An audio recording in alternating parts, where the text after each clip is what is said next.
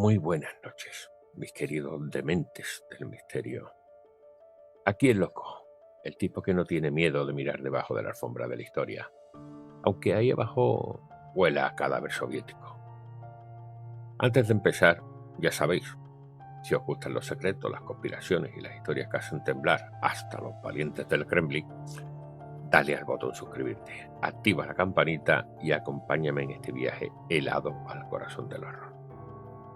Porque hoy vamos a escalar la montaña más maldita de Rusia. La llaman Koraksiak, pero los locales tienen otro nombre mucho más claro y más entendible en nuestro idioma, la montaña de los muertos. Y creedme, no lo dicen por casualidad. Invierno de 1959. La Unión Soviética respiraba la paranoia típica Vodka y secretos militares. Y ahí estaban ellos, 9 jóvenes del Instituto Politécnico de los Urales, liderados por un tal Igor Diatov, un chaval brillante, con más entusiasmo que sentido común. Querían alcanzar la máxima certificación del montañismo, la de los duros, los que escalan cuando los demás se quedan en casa tomando sopa calentita. 10 partieron, pero solo 9 llegaron a la montaña. Por el camino, el 10º, Yuri Tudin, se volvió enfermo a medio camino. Nadie sabía entonces que ese dolor de espalda fue su billete a la salvación. A veces el destino se disfraza de lumbago. El 27 de enero, los 9 aventureros dejaron atrás el último pueblo, Vizhai. Las fotos de sus diarios son una postal de optimismo, risas, guitarras, nieve, ni rastro de miedo. Hasta que tomaron una decisión que ningún montañista cuerdo habría tomado. En lugar de seguir hacia un valle protegido, subieron a una ladera completamente expuesta al viento. La montaña tenía el nombre Mansi, Koraksiak, la montaña muerta. Los nativos contaban historias sobre luces que bajaban del cielo y gritos que el viento arrastraba por las noches. Los científicos de esto se rieron, claro, hasta que dejaron de hacerlo. Y entonces llegó la noche del 1 de febrero.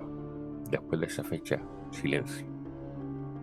No hubo más fotos, no hubo más diarios, solo el terror congelado en la nieve. Cuando los equipos de rescate subieron semanas después, encontraron una tienda de campaña destrozada, pero rajada desde dentro. Los cuerpos parece ser que salieron huyendo, sin botas, sin abrigos, algunos incluso en ropa interior. Temperatura que hacía 30 grados bajo cero, viento pues mortal. Y sin embargo las huellas en la nieve no mostraban peleas ni desorden, solo pasos, como si caminaran tranquilamente. Pasos de gente que caminaba hacia la muerte con calma, como si huir corriendo fuese aún peor. ¿Qué demonios puede asustar tanto a 9 personas entrenadas que prefieren morir congeladas antes que quedarse dentro de su tienda? 26 de febrero. El primer hallazgo. 2 cuerpos bajo un árbol, junto a una fogata apagada.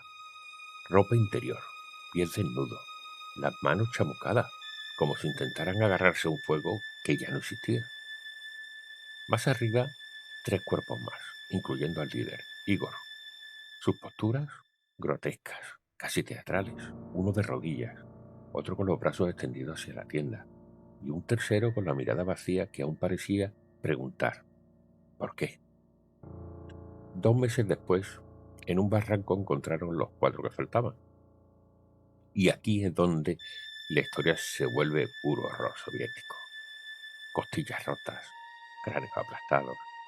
A una de las chicas le faltaba la lengua y los ojos. Y como si fuera poco, algunas prendas tenían radiación. Sí, radiación. Pues claro, en los Urales eso es perfectamente normal, ¿no? Y en el informe oficial lo zanjó con una frase digna de manuales de encubrimiento que decía: murieron por una fuerza natural irresistible. Claro, claro, la típica fuerza natural que arranca lengua, emite radiación, todo muy común. Desde entonces, el caso de Atop es una fiesta de teorías. La primera, en 2021, fue de unos científicos suizos que publicaron un modelo que demostraba que una pequeña avalancha podría haber golpeado la tienda. Eso explicaría las lesiones internas de los cuerpos.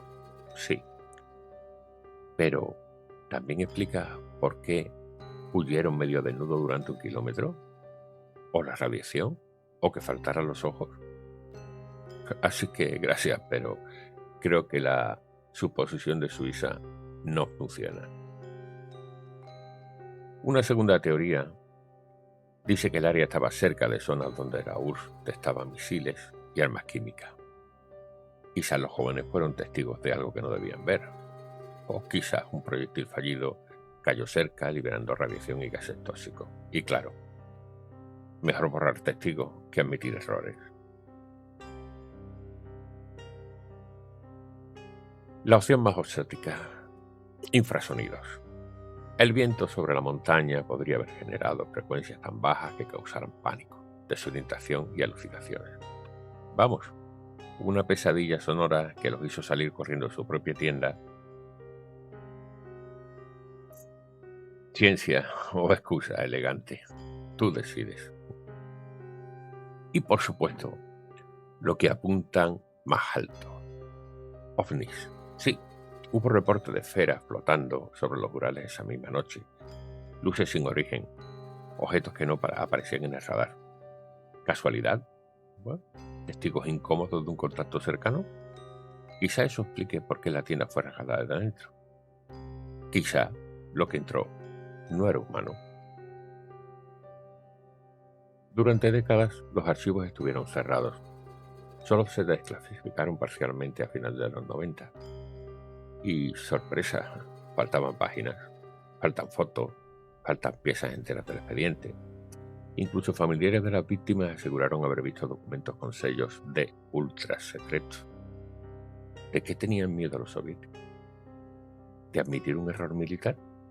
¿O de confirmar algo que no humano caminó por esa montaña?